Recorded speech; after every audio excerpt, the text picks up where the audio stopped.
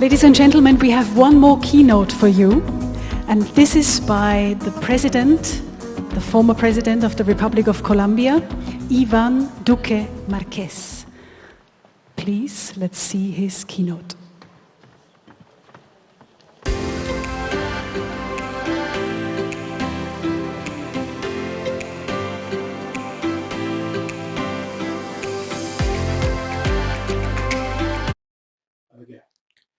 Let me express my thank you to President Sung, President of Yonsei University, and also my deepest gratitude to my good friend, former Secretary General of the United Nations, Ban Ki-moon.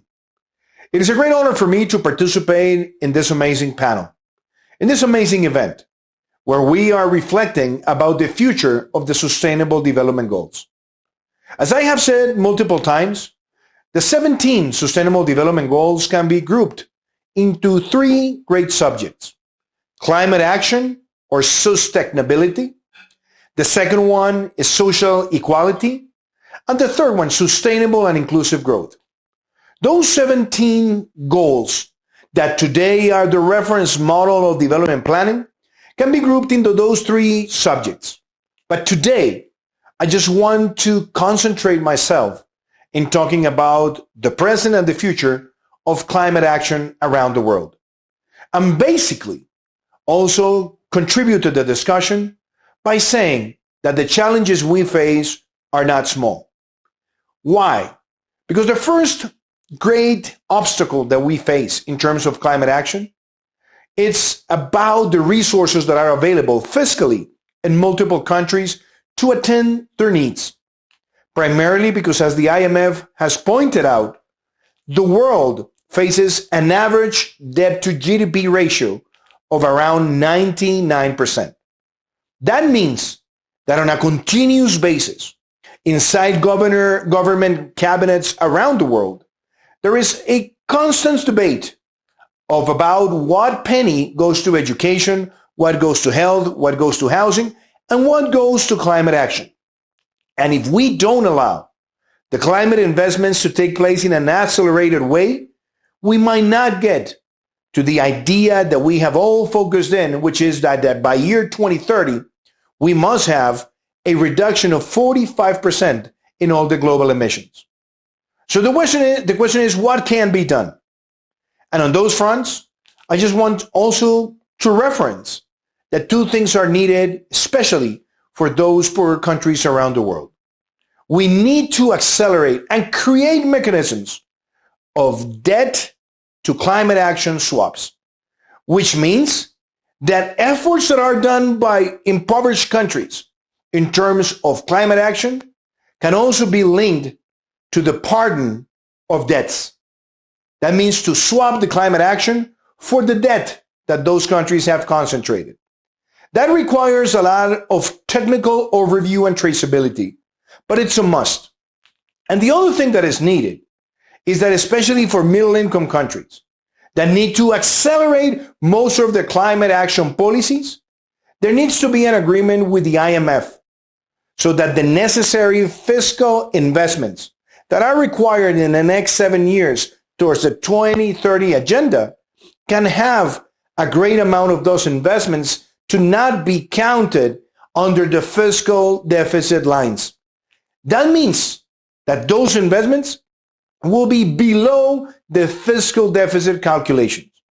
Obviously, that implies that there cannot be a moral hazard and that there's no free lunch in terms of what the countries are committed to do. There needs to be traceability. There needs to be a very clear following up daily on those policies. But it is a must that the IFIs think and address these very clear two needs.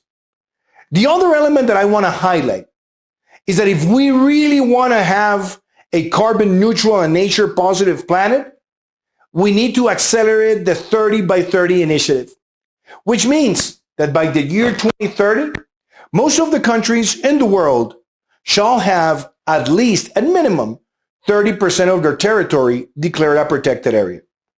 That can be possible if there is a political willingness, as it happened in Colombia.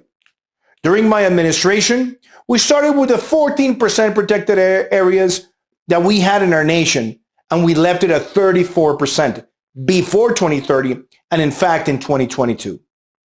So if countries follow the example of Colombia, we will be able to secure the largest amount of protected areas ever in our history. And that obviously includes also maritime territories, where we have to acknowledge that practices as trawling can basically destroy the coral reefs, which are the home of 45% of all the life in our oceans. People are not aware that the destruction of the coral reefs every year releases almost the same amount of carbon dioxide as the aviation sector. So if we protect maritime areas and unknown land territories, we will be effectively contributing to the climate action that is needed in terms of nature positiveness. But this also implies that we need to mobilize resources. And that's another element that I want to present before you. We need to accelerate the carbon credit markets around the world. We can't see the carbon credit markets as an activity that does not have a sound construction in terms of their value and in terms of their capacity to mobilize resources, specifically to communities that participate on conservation and also on the offsets of carbon emissions. Definitely, we need to strengthen the auditing capacity, the validation capacity, the evaluation capacity. But the carbon credit markets need to be reaffirmed as a mechanism in which we can mobilize resources for climate action and at the same time monetize resources for those communities that engage in these type of practices.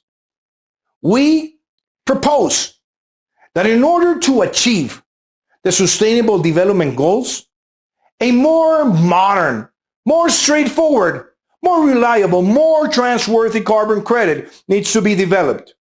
And there are great opportunities happening right now. For example, the Africa Carbon Markets Initiative, where multilateral actors, where IFIs, where important foundations and also governments are highly committed on creating projects that benefit the whole society. I also want to highlight the importance of the acceleration of the energy transition. We need to move forward and rapidly for non-conventional renewable energies, but that does not happen overnight. And we need to have a transition that is sound, responsible, and that guarantees the energy security for the countries in the world. That also implies that incentives need to be brought to the fiscal and especially the tax policies, and that we can also allow communities to participate in projects such as smart grids and also unifamiliar solar panels that can address primarily in unconnected areas around the world as a mechanism to close the gap of not having the access to electricity. We also need to make a big push on clean mobility and expand like no other time the car park of individuals, but also public transportation and cargo. Colombia, for example, in just 5 years, became #1 country in Latin America with a public fleet of vehicles that are run by EVs. And the same with cargo fleet. And today, actually, the individual density of electric vehicles, it's something that demonstrates that good incentives can accelerate this process. We need to think about low carbon agriculture. We need to think about silvopastures. We need to create an umbrella in those communities in need to say no to not clean ways of cooking, but allow them to have affordable energy. And we need to protect high altitude ecosystems. We need to protect the Amazon. We need to protect national parks in Africa.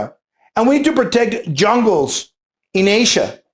If we see the 4 most important spots in the world to preserve biodiversity, we need to accelerate the investments and the mobilization of resources.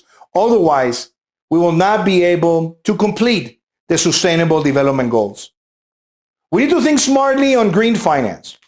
We need to think smartly on having green taxonomies where countries can have the glossary of all their activities and that the investment in ESG is done in a very transparent way.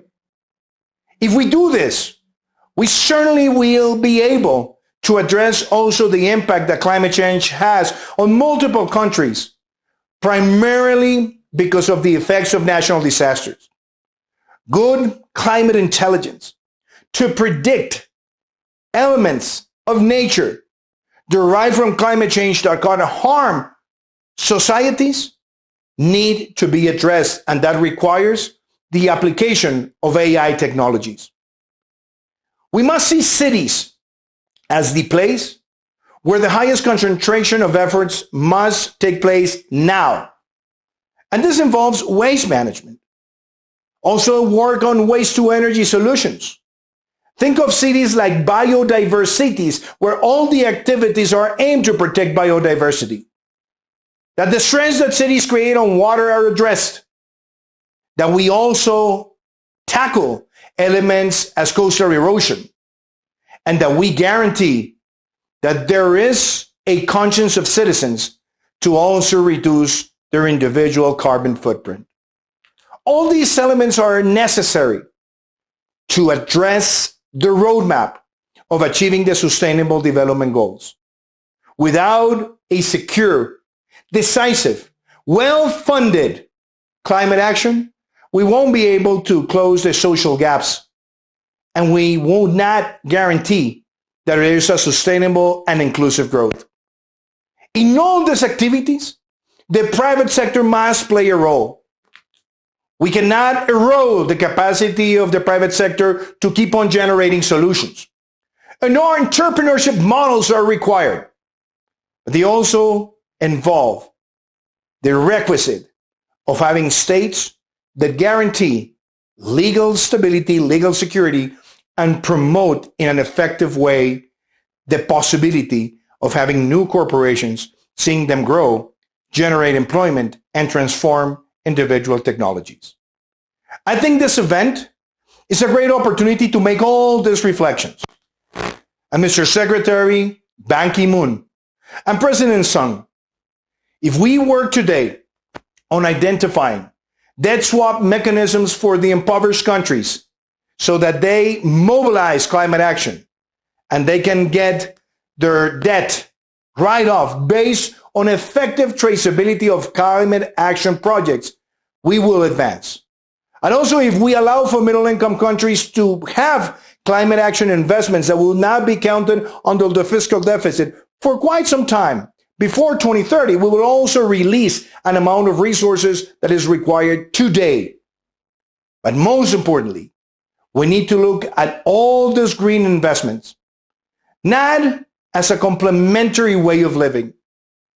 There is no possibility of having a more egalitarian or a more sustainable growth society if we don't guarantee that climate action based on carbon neutral and nature positive solutions are built. Thank you very much for this opportunity. And as I have expressed it many times, my commitment to work on all these efforts with the Yonsei University and with the leadership of former Secretary General of the UN, Ban Ki-moon, is always there. Thank you very much.